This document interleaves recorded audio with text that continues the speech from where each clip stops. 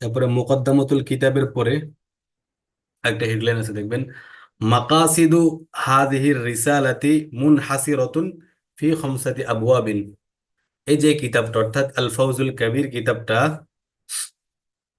মাকাসিদু হাদিহির রিসালাতি, এই রিসালার বা এই বইয়ের উদ্দেশ্যগুলো মুনহাসিরাতুন সীমাবদ্ধ, ফি খামসাতি আবওয়াবিন পাঁচটা অধ্যায়, অর্থাৎ এই বইয়ের উদ্দিষ্ট বিষয়গুলো পাঁচটি অধ্যায় সীমাবদ্ধ। আল ফাউজুল কাবিরের ভিতরে যে সকল আলোচনা করছেন বা যে সকল বিষয় এখানে উদ্দেশ্য আলোচনা করা, এই সবগুলো পাঁচটা অধ্যায়ের ভিতরে সীমাবদ্ধ। এখন সে পাঁচটা অধ্যায় কি কি? আল বাবুল আউয়াল, এক নম্বর অধ্যায় বা প্রথম অধ্যায় হলো ফি বায়ানি, ফি বায়ানি উলুমিল খামসাতি আল্লাতি ইয়াদুল্লু আলাইহা আল কুরআনুল কারীম নাসসান ওয়া কাআন্না নুজুল আল কুরআনি বিল ইসালাতি কানা লিহাযাল গরজ। এটা হলো প্রথম অধ্যায়। পাঁচটা অধ্যায়ের প্রথম অধ্যায় হলো কি? ফি বয়ানি উলুমুল খামসিল্লাতি, কোরআন শরীফের ওই সকল আলেম বর্ণনা প্রসঙ্গে, আল্লাতি ইয়াদুল্লু আলাইহাল কুরআনুল কারীম নাসসান, কোরআনের কারীমের স্পষ্ট আয়াত দ্বারা যেগুলো বোঝা যায়। ওয়া কাআন্না নুজুল আল কুরআনি বিল ইসালাতি কানা লিহাযাল কুরআন, কেমন যেন স্পষ্ট নস অনুযায়ী কোরআন শরীফটাকে আল্লাহ পাক নাজিল করেছেন বা ওই উদ্দিষ্ট আয়াতগুলোকে আল্লাহ পাক নাজিল করেছেন। আবার বলি,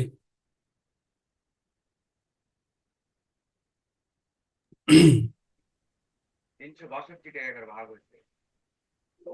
ভাগের টাকাটা কার কথা আছে? প্রথম অধ্যায় হলো পাঁচটা আলেমের বর্ণনা সম্পর্কে, যেগুলোর উপর কোরআনে কারিম সুস্পষ্ট রূপে নির্দেশ বহন করে। যেন কোরআন শরীফ মূলত এই পাঁচটা আলেমের বর্ণনার জন্যই অবতীর্ণ হয়েছে। ফি বয়ানিল উলুমিল খামসিল্লাতি, কোরআন শরীফের সেই ওই পাঁচটা আলেম সম্পর্কে বর্ণনা সম্পর্কিত, ইয়াদুল্লু আলাইহাল কুরআনুল কারীমু নসসান,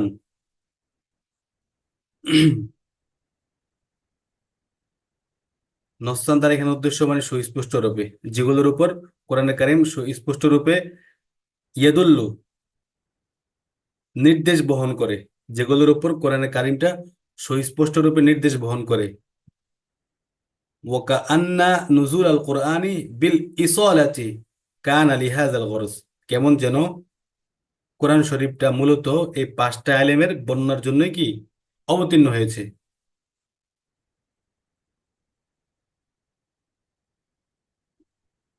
বুঝতে পেরেছেন?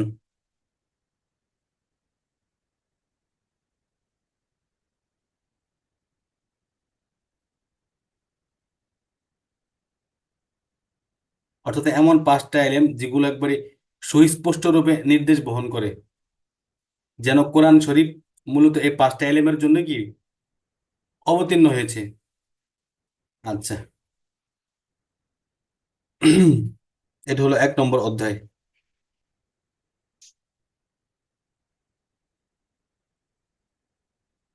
আল বাবুস সানি, দুই নম্বর অধ্যায় হলো ফি বায়ানি উজুহিল খফাই ফি মাআনি নাজমিল কুরআনি বিন নিসবাতি ইলা আহলি হাযাল আসর ওয়া ইজালাতি যালিকাল খফাই বিআওজাহি বায়ান। দ্বিতীয় অধ্যায় হলো বর্তমান যুগের মানুষের কাছে কোরআনের ইবারতের অর্থ বোঝার ক্ষেত্রে যে অস্পষ্টতা রয়েছে। বর্তমান যুগের মানুষের কাছে, বর্তমান বলতে মানে প্রত্যেক যুগের বর্তমান অবস্থা অনুযায়ী আমাদের কাছে, যেমন এখন আমাদের অবস্থা অনুযায়ী বর্তমান, আবার আমাদের পরবর্তী প্রজন্মের কাছে যখন বর্তমান হবে, ঠিক আছে, মানে প্রেক্ষাপট অনুযায়ী। তো বর্তমান যুগের মানে আসরে হাল, ঠিক আছে।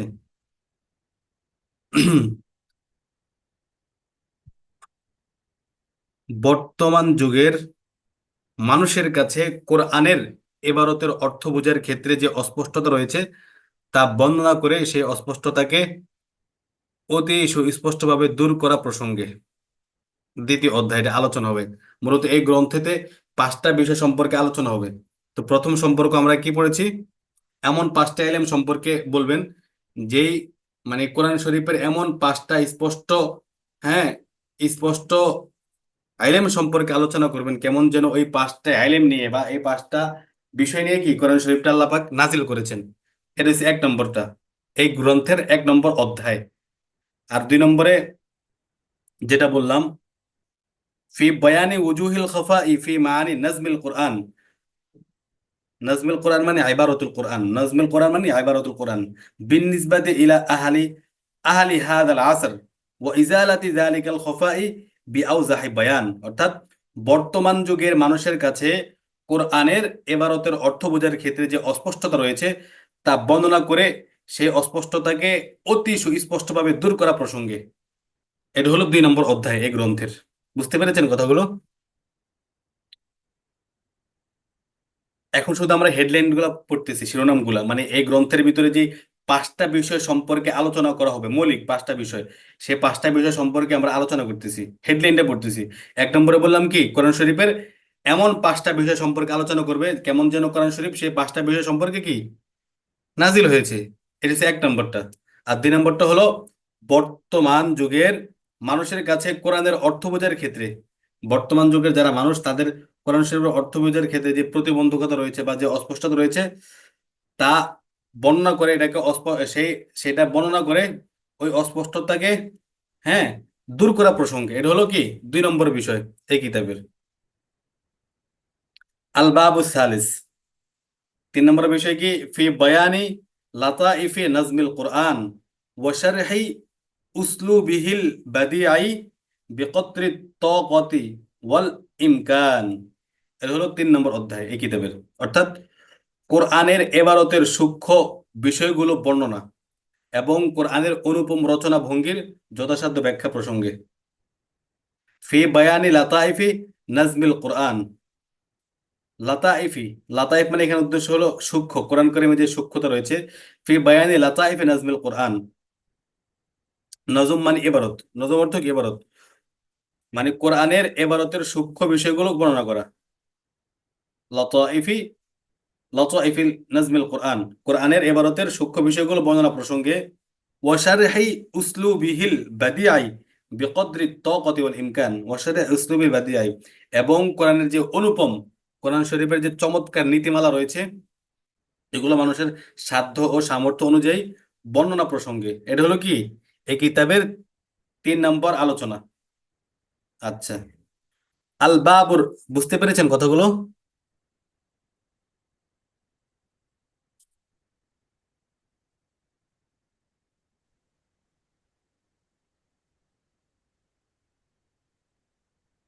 তিনটা বিষয়কে বুঝতে পেরেছেন যে তিনটা সম্পর্কে বললাম? আমার ওয়াইফাই নেটওয়ার্ক চলে গেছে, আমি তো 3 মিনিট ধরে আমি ছিলাম না, যে হবে আসলাম। বলেন কি? আচ্ছা, হ্যাঁ, আমি তিন আচ্ছা, মিনিট তাহলে আমি আবার ছিলাম না। বলি। প্রথমে তো জি জি। বলেছিলাম এই কিতাবের মোট, মানে এই কিতাবে যত টপিক আছে, যত বিষয় আছে, এগুলোকে মূলত, অর্থাৎ উদ্দিষ্ট, এই কিতাবের উদ্দিষ্ট বিষয়গুলোকে 5টা ভাগে ভাগ করেন বা 5টা অধ্যায়ে বিভক্ত করেন, ঠিক আছে? এই কিতাবের যত আলোচনা আছে এটা কি মূলত 5টা বিষয় সম্বলিত। কয়টা বিষয়? 5টা। 5টা, হ্যাঁ। তো 1 নম্বরে হলো মানে এমন 5টি বিষয় সম্পর্কে লেখক আলোচনা করবেন কেমন যেন এই 5টি বিষয় সম্পর্কেই আল্লাহ পাক কোরআন শরীফটাকে কি করেছেন, নাজিল করেছেন। এটা হলো 1 নম্বর অধ্যায় এই কিতাবের। বুঝতে পেরেছেন? প্রথম অধ্যায় মানে এখানে 5টা, এই কিতাবের যত আলোচনা আছে এই সবগুলোকে মূলত 5টা অধ্যায় লেখক ভাগ করেছেন। হ্যাঁ, 5টা হেডলাইনে বা 5টা শিরোনামে 5টা অধ্যায়। তো এই 5টা অধ্যায়ের ভিতরে প্রথম অধ্যায়টা হলো, হ্যাঁ, প্রথম অধ্যায় হলো এমন 5টা এলেমের বর্ণনা করবেন যেগুলোর উপর কোরআন শরীফ একবারে স্পষ্টভাবে নির্দেশ দেয়, যেন কোরআন শরীফ মূলত এই 5টা এলেমের বর্ণনার জন্যই কি অবতীর্ণ হয়েছে। এটা হলো কি প্রথম অধ্যায়। অর্থাৎ এমন 5টা বিষয় সম্পর্কে লেখক আলোচনা করবেন কেমন যেন কোরআন শরীফ মূলত এই 5টা বিষয় নিয়ে কি অবতীর্ণ হয়েছে। এটা হলো কি এই কিতাবের 1 নম্বর অধ্যায় সম্পর্কে আলোচনা, হেডলাইনটা। আচ্ছা, আর 2 নম্বর হলো বর্তমান যুগের মানুষের কাছে কোরআনের এবারতের অর্থ বোঝার ক্ষেত্রে যে অস্পষ্টতা আছে সেগুলো বর্ণনা করে অস্পষ্টতাকে দূর করে দেওয়া, হ্যাঁ, সেটা হলো কি 2 নম্বর অধ্যায় বা 2 নম্বর বিষয় এই কিতাবের। في بيان وجوه الخفاء في معاني نظم القرآن بالنسبة إلى أهل هذا العصر وإزالة ذلك الخفاء بأوضح بيان। বর্তমান যুগের মানুষের কাছে কোরআনের এবারতের যে অস্পষ্টতা রয়েছে তা দূর করে স্পষ্টভাবে উল্লেখ করা, বুঝছেন, এ প্রসঙ্গে আলোচনা করবেন 2 নম্বর অধ্যায়ে এই কিতাবের। আর 3 নম্বর অধ্যায় হলো ফি বায়ানি লাতাইফি নাজমিল কোরআন। কোরআন নাজম মানে হলো এখানে এবারত, ফি বায়ানি লাতাইফি নাজমিল কোরআন মানে কোরআনের এবারতের সূক্ষ্ম বিষয়গুলো বর্ণনা প্রসঙ্গে, ওয়া শারহি উসলুবিহিল বাদিঈ বিকদরি তাকাতি ওয়াল ইমকান, এবং কোরআনে কারিমের যে সকল অনুপম বা চমৎকার নীতিমালা রয়েছে সেগুলোকে মানবিক বা সাধ্য সামর্থ্য অনুযায়ী কি করা, বর্ণনা প্রসঙ্গে। এটা হলো 3 নম্বর অধ্যায়, বুঝতে পেরেছেন?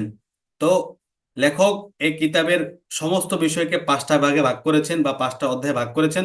প্রথম অধ্যায়ে তো বললাম কি এমন 5টা ইলম সম্পর্কে আলোচনা করবেন কেমন যেন এই 5টা বিষয় নিয়ে আল্লাহ পাক কোরআন শরীফটাকে নাজিল করেছেন, এই হলো এক। আর 2 নম্বরে বললাম কি বর্তমান যুগের মানুষের নিকট কোরআনের এবারতের অস্পষ্টতাকে দূর করা, হ্যাঁ, এবং অতি স্পষ্টভাবে মানে খুবই স্পষ্টভাবে এটাকে বর্ণনা করা প্রসঙ্গে, এটা হলো 2 নম্বর অধ্যায়। 3 নম্বরে বললাম কোরআনের এবারতের সূক্ষ্ম এবারত প্রসঙ্গে এবং কোরআনের যে অনুপম নীতিমালা রয়েছে এগুলোকে সাধ্য বা সামর্থ্য অনুযায়ী বর্ণনা প্রসঙ্গে। বুঝতে পেরেছেন? এই হলো 3টা, এই 3টা কি বুঝতে পেরেছেন? যে একটা হলো যে যে মুসান্নেফ যে 5টা বিষয় নিয়ে আলোচনা করবেন, সেই 5টা এরকম ভাবে আলোচনা করবেন যে কোন শিফ যেন এই 5টার মধ্যেই সীমাবদ্ধ তার এই আলোচনা। হ্যাঁ, এক এক নাম্বার। নম্বর। হ্যাঁ। 2 নাম্বার হচ্ছে যে এই কোরআন শরীফ যেন সকলের নিকট সুস্পষ্ট হয়, এবারত গুলো কোরআন শরীফের। হুম। এটা হচ্ছে 2 নাম্বার। হ্যাঁ, হ্যাঁ, 3 নাম্বার হচ্ছে মাশাআল্লাহ। কোরআন শরীফের সূক্ষ্ম সূক্ষ্ম যে বিষয়গুলো আছে সেগুলো যেন মানুষের নিকট সুস্পষ্টতা হয়। এই। মানুষের, হ্যাঁ, এবং কি কোরআন শরীফের যে সকল অনুপম নীতিমালা রয়েছে এগুলোকে মানুষের সাধ্য সামর্থ্য অনুযায়ী বর্ণনা প্রসঙ্গে, এটা হলো 3 নম্বর আচ্ছা। অধ্যায়। হ্যাঁ। জি। আচ্ছা, আর হলো 4 নম্বর অধ্যায় কি আল বাবুর রাবি ফি বায়ানি মানাহিজ তাফসির ওয়া তাওযীহিল ইখতিলাফিল ওয়াকিঈ ফি তাফাসির সিহা সহায়াতি ওয়াত তাবিঈন, সাহাবাতি হবে, ফি তাফাসির সাহাবাতি ওয়াত তাবিঈন। এটা হলো 4 নম্বর অধ্যায়, অর্থাৎ তাফসিরের নীতিমালা বর্ণনা এবং সাহাবা তাবেঈনের তাফসিরে যে সমস্ত দ্বন্দ্ব বা জাদাল, যে সমস্ত দ্বন্দ্ব সৃষ্টি হয়েছে এগুলোর নিরসন সম্পর্কে, দূরীকরণ সম্পর্কে। ফি বায়ানে মানাহিজি তাফসির, তাফসিরের নীতিমালা প্রসঙ্গে, ফি বায়ানে মানাহিজি তাফসির মানে তাফসিরের, হ্যাঁ, তাফসির বর্ণনার নীতিমালা সম্পর্কে আলোচনা। ওয়া তাওযীহিল ইখতিলাফিল ওয়াকিঈ ফি তাফাসিরি সাহাবাতি ওয়াত তাবিঈন, এবং সাহাবা এবং তাবিঈনদের, হ্যাঁ, তাফসিরের মাঝে যে সকল ইখতিলাফ রয়েছে সেগুলো স্পষ্টকরণ প্রসঙ্গে আলোচনা হবে।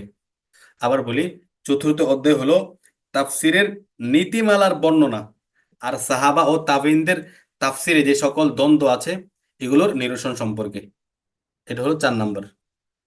মূল কথা হলো তাফসিরের নীতিমালা প্রসঙ্গে আলোচনা আর সাহাবা এবং তাবিঈনদের তাফসিরের মাঝে যে সকল ইখতিলাফ রয়েছে সেগুলোর মানে সেগুলোর ভিতরে যে একটা ইখতিলাফ রয়েছে সেই ইখতিলাফটা দূরীকরণ সম্পর্কে, হ্যাঁ, এটা হলো 4 নম্বর অধ্যায়। আল বাবুল খামেস, পঞ্চম অধ্যায় হলো ফি যিকরি জুমলাতিন সালিহাতিন মিন শারহি গরিবিল কুরআন ওয়া আসবাবান নুজুল التي يجب حفظها على المفسر ويمتنع ويحرم الخوض خوض في كتاب الله بدونها। এটা হলো 5 নম্বর অধ্যায়, অর্থাৎ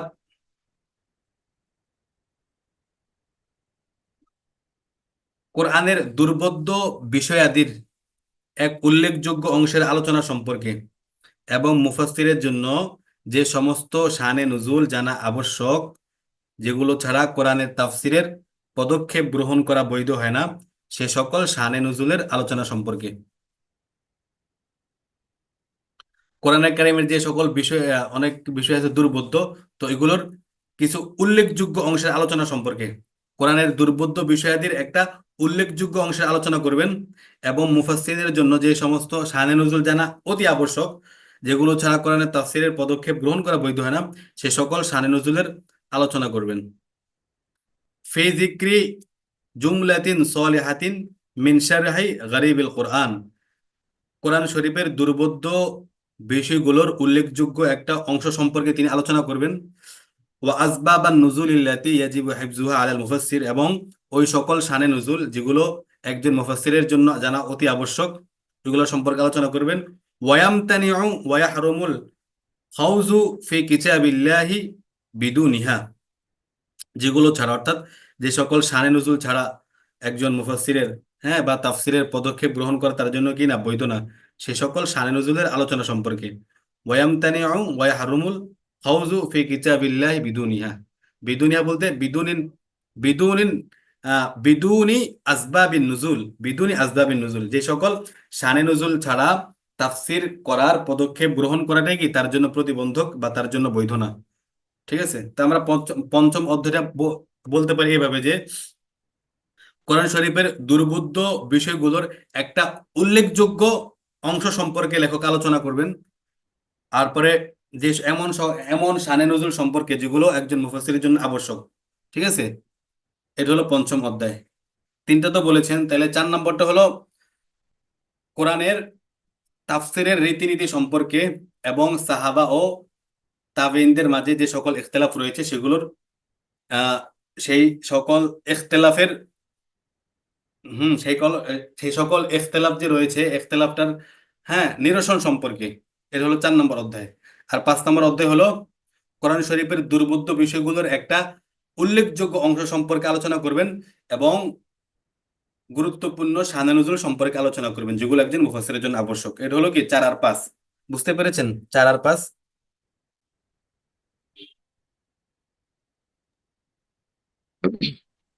জি। আচ্ছা, তাহলে এখন আমরা এটা হলো মূলত হেডলাইন। ঠিক আছে, এগুলো কোনো পড়া না, এগুলো মূলত এই কিতাবের মানে সামষ্টিক বিষয়গুলোকে 5টা অধ্যায় লেখক ভাগ করেছেন, আমরা হেডলাইনটা জানতে পেরেছি। এখন আমরা এক একটা হেডলাইন ধরে ধরে আমরা বিস্তারিত আলোচনা করবো ইনশাল্লাহ। তো এটা হলো এই বইয়ের ফুল টপিকটা আমরা 5টা হেডলাইনে জানতে পারলাম না, তো এটা মনে রাখবেন বা নোট করে রাখবেন, তাহলে পরবর্তীতে পড়তে সহজ হবে।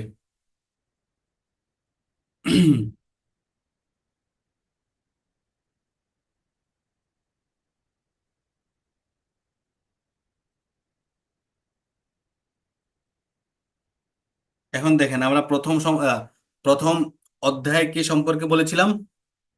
এমন 5টি ইলম সম্পর্কে কেমন যেন আল্লাহ পাক এই 5টি বিষয় সম্পর্কে কোরআন শরীফকে অবতীর্ণ করেছেন না, সেটা হলো কি প্রথম অধ্যায় এই কিতাবের। এখন সেখান থেকে শুরু হবে। আল বাবুল আউয়াল ফি বায়ানিল উলুমিল খামসিল্লাতি আলাইহাল কুরআনুল আযীম মুনাসসান, এমন 5টা ইলমের সম্পর্কে আলোচনা, যেমন কোরআন শরীফের কোরআনের স্পষ্ট অক্ষরে বর্ণিত 5টা ইলমের বর্ণনা সম্পর্কে প্রথম অধ্যায়। ফি বায়ানি উলুমিল খামসিল্লাতি আলাইহাল কুরআনুল আযীম মুনাসসান, নসসান দ্বারা এখানে উদ্দেশ্য স্পষ্টভাবে। তো কোরআনের স্পষ্ট অক্ষরে বর্ণিত পঞ্চ ইলমের বর্ণনা, মানে যে সকল আলেম একবারই ডিরেক্টলি মানে কোরআন শরীফের এবারত দেখে কি নেওয়া যায়। যেমন আল্লাহ পাক বলেছেন কেউ আকিমুস সালাত ওয়া আতুজ যাকাত, নামাজ আদায় করো, যাকাত আদায় করো। এখানে তার ব্যাখ্যা করার কোনো প্রয়োজন নেই, একবার স্পষ্ট নস। ওয়াস্তাইনু বিস-সাবরি ওয়াস-সালাহ, এগুলো তো একবার স্পষ্ট নস। তো এইরকম কোরআনের স্পষ্ট অক্ষরে বর্ণিত যে এমন একটা 5টা ইলম আছে, ওই 5টা ইলম সম্পর্কে এখন আলোচনা হচ্ছে এখানে। লিউআলিমা আন্না মাআনিয়াল কুরআনিল মানসুসাতি লা তাখরুজু আন খামসাতি উলুম। এখানে একটা দেখেন, এখানে একটা জ্ঞাতব্য দিয়েছেন বিশেষ দ্রষ্টব্য আকারে, যে স্পষ্ট অক্ষরে বর্ণিত কোরআনের বিষয়াদি মূলত 5-এর বেশি নয়, 5-এর অধিক নয়। লিও আলামা, জানা উচিত যে আন্না মাআনিয়াল কুরআনিল মানসুসাতি, স্পষ্ট অক্ষরে কোরআনের যে সকল অর্থগুলো আমরা বুঝতে পারি, লা তাখরুজু আন খামসাতি উলুমিন, এগুলা 5টা ইলমের কিনা, লা তাখরুজু আন খামসাতি উলুমিন, 5টা ইলম থেকে বের হয় না, মানে 5টা ইলমের বেশি না। লা তাখরুজু আন খামসাতি উলুমিন, 5টা এলেমের অধিক না, অর্থাৎ 5টা এলেমের ভিতরে সীমাবদ্ধ। আচ্ছা, 1 নম্বর হলো ইলমুল আহকাম। প্রথম অধ্যায়ের প্রথম অধ্যায়ে অর্থাৎ কোরআন শরীফের যে 5টা বিষয় সম্পর্কে আলোচনা করবেন মুসান্নাফ রহমতুল্লাহ, যেগুলো কেমন যেন কোরআনে আল্লাহ পাক এই 5টা বিষয় সম্পর্কে নাজিল করেছেন। সেই 5টা বিষয়ের 1 নম্বরটা হলো কি? ইলমুল আহকাম। বলুন তো আমার সাথে সাথে, সেই 5টা বিষয়ের 1 নম্বর এটা কি? পি- বিষয়টা কি? ইলমুল আহকাম। ঠিক আছে। ইলমুল আহকাম। হ্যাঁ, সেই 5টা বিষয়, যে 5টা বিষয় সম্বলিত কোরআনের কারিমের নসগুলো, স্পষ্ট নসগুলো, সেটার প্রথমটা হলো ইলমুল আহকাম। ইলমুল আহকাম সেটা কি? ওয়াহিয়াল ওয়াজিবু ওয়াল মানদুবু ওয়াল মুবাহু ওয়াল মাকরুহু ওয়াল হারামু। ওয়াজিব, মানদুব, মুবাহ 3, মাকরুহ, হারাম, মোট 5টা। সাওয়াউন কানাত মিন কিসমিল ইবাদাতি আও কিসমিল মুআমালাতি আও মিন তাদবিরিল মুনাজ্জিলি, বা মানজিলও বলতে পারেন, মানজিল মানে গৃহস্থলী কাজকর্ম। আও মিন তাদবিরিল মানজিলি আও মিন সিয়াসাতিল মাদানিয়াতি ওয়া তাফসিলু হাযাল ইলমু মানুতুন বিজিম্মাতিল ফাকিহ। আচ্ছা, এখানে কয়েকটা শব্দ বললাম। মুআমালাত তো বুঝেন, মুআমালাত মানে এখানে মানে মুআমালাত। লেনদেন, মানে এই যে মুআমালাত মুআশারাত যেটা, না এগুলা। হ্যাঁ, মুআশারাত হলো ভিন্ন বিষয়। মুআশারাত মানে সামাজিক আচার বিধি, হ্যাঁ। আর মুআমালাত দ্বারা উদ্দেশ্য হয় লেনদেনের উদ্দেশ্য হয় বেশিরভাগ। পারস্পরিক যে সকল লেনদেন, সামাজিক জীবনের পারস্পরিক লেনদেন, সাহায্য সহযোগিতা ও উপার্জন বিধি, হ্যাঁ, এগুলোকে একটা শাস্ত্র আছে, নাম হচ্ছে হেকমা শাস্ত্র। ওই হেকমা শাস্ত্রের পরিভাষাগুলোকে বলা হয় মুআমালাত। মুআমালাত হলো কি? মুআমালাতুন শব্দের বহুবচন। তো মুআমালাতুন দ্বারা কি উদ্দেশ্য? পারস্পরিক লেনদেন বা সম্পর্ক, সামাজিক জীবনের পারস্পরিক লেনদেন, সাহায্য সহযোগিতা ও উপার্জন বিধি। আচ্ছা, এরপরে দেখেন তাদবিরিল মানজিল বা মুনাজ্জিল। এখানে লিখছে তাদবিরিল মুনাজ্জিলি। মানজিলও পড়তে পারেন, মানজিল মানে তো ঘর, মানজিল। আচ্ছা, তো এখানে তাদবিরিল মানজিল দ্বারা কি উদ্দেশ্য? শাব্দিক অর্থ তো হলো গৃহস্থালী, হ্যাঁ, গৃহস্থালী আচরণ বিধি। ঠিক আছে, তাদবিরিল মানজিল অর্থ কি? গৃহস্থালী, গৃহস্থালী আচরণ বিধি মানে ঘরোয়া আচরণ বিধি। এটা হলো তাদবিরিল মানজিল। এরপর আছে সিয়াসাতুল মাদানিয়া। সিয়াসাত মানে রাজনীতি, মাদানিয়া মানে হলো, মাদানিয়াতুন মানে তো শহর, এখানে উদ্দেশ্য রাষ্ট্র। তো সমাজনীতি বা রাজনীতি বা রাষ্ট্রনীতি যেটা আমরা বলি। আর সিয়াসাতুল মাদানি অর্থ সমাজনীতি বা রাষ্ট্রনীতি। আর মানতুন মানে ঝুলন্ত, যেমন না তবিহি নূতন অর্থ ঝুলানো হয়েছে। এখানে উদ্দেশ্য হচ্ছে মানে তাদের উপর দায়িত্বটা তাদের উপর অর্পিত থাকবে। পরে আছে আল জাদল মানে তর্ক ঝগড়া। মুহাজ্জা মানে পরস্পর ঝগড়া করা, তর্ক বিতর্ক করা। ইলহাম গায়েবী অনুপ্রেরণা। ওয়াকায়ে, ওয়াকিআতুনের বহুবচন অর্থ ঘটনা। আচ্ছা, এগুলো শাব্দিক অর্থ মূলত। আবার বলি, তো 1 নম্বর হলো ইলমুল আহকাম। ওয়াহিয়া আল ওয়াজিব ওয়াল মানদুব ওয়াল মুবাহ ওয়াল মাকরুহ ওয়াল হারাম সাওয়াউন কানাত মিন কিসমিল ইবাদাতি আও কিসমিল মুআমালাতি আও মিন তাদবিরিল মানজিলি আও মিন সিয়াসাতিল মাদানিয়াতি। লাস্টে থেকে বলি আও মিনা সিয়া, আচ্ছা, মিন কিসমিল ইবাদাতি, ইবাদতের দিক থেকে কোনটা ওয়াজিব, হ্যাঁ, কোনটা মানদুব, মানদুব মানে কি মুস্তাহাব, কোনটা মুবাহ বা বৈধ, কোনটা মাকরুহ বা কোনটা হারাম, ইবাদতের দিক থেকেও কি এগুলো জানা। আও কিসমিল মুআমালাত, অথবা মুআমালাতের ক্ষেত্রে, লেনদেনের ক্ষেত্রে কোনটা কি ওয়াজিব, কোনটা মাকরুহ, কোনটা মুস্তাহাব, কোনটা মুবাহ, কোনটা হারাম, এগুলো জানা। আও মিন তাদবিরিল মানজিল, অথবা গৃহস্থলী কাজকর্মের ভিতরে, হ্যাঁ, এই 5টা ইলম সম্পর্কে জানা। ওয়াজিব, এটা কি ওয়াজিব নাকি ফরজ নাকি মুস্তাহাব নাকি মুবাহ নাকি মাকরুহ নাকি হারাম, এগুলো জানা। আও মিনাস সিয়াসাতিল মাদানিয়াতি, অথবা মিনাস সিয়াসাতিল মাদানিয়াতি সমাজনীতি বা রাষ্ট্রনীতিতে কোনটা, হ্যাঁ, ওয়াজিব, কোনটা মানদুব, কোনটা মুবাহ, কোনটা মাকরুহ, এগুলো জানা। বুঝতে পেরেছেন? ওয়া তাফসিলু হাযাল ইলমি মানুতুন বিজিম্মাতিল ফাকিহ। এই যে এগুলা কে বর্ণনা করবেন? মুআমালাতের ক্ষেত্রে, ইবাদতের ক্ষেত্রে, গৃহস্থালী কাজকর্মের ক্ষেত্রে, সমাজনীতি, রাষ্ট্রনীতি, এগুলোর ক্ষেত্রে কোন বিষয়টা ওয়াজিব, কোন বিষয়টা মানদুব, কোন বিষয়টা মুবাহ, কোন বিষয়টা মাকরু, কোন বিষয়টা হারাম, এগুলো আলোচনা কে করবেন বা এগুলোর জিম্মা কার? এগুলো তো সমস্ত মানুষ আলোচনা করতে পারবেন না, বা সমস্ত মানুষ ডিরেক্টলি বলতে পারবেন এটা হারাম, এটা বৈধ, হ্যাঁ এটা মাকরু, এটা হারাম। তো এখানে বলতেছেন ওয়া তাফসিলু হাযাল ইলমি মানুতুন বিজিম্মাতিল ফাকিহ, এই সকল বিষয়গুলোর বিস্তারিত আলোচনা হলো ওয়া তাফসিলু হাযাল ইলমি, এই সকল আলিমের বিস্তারিত আলোচনা করবেন বা এগুলোর দায়িত্ব বর্তাবে যারা ফকিহ আছেন তাদের জিম্মাতে। বুঝছেন?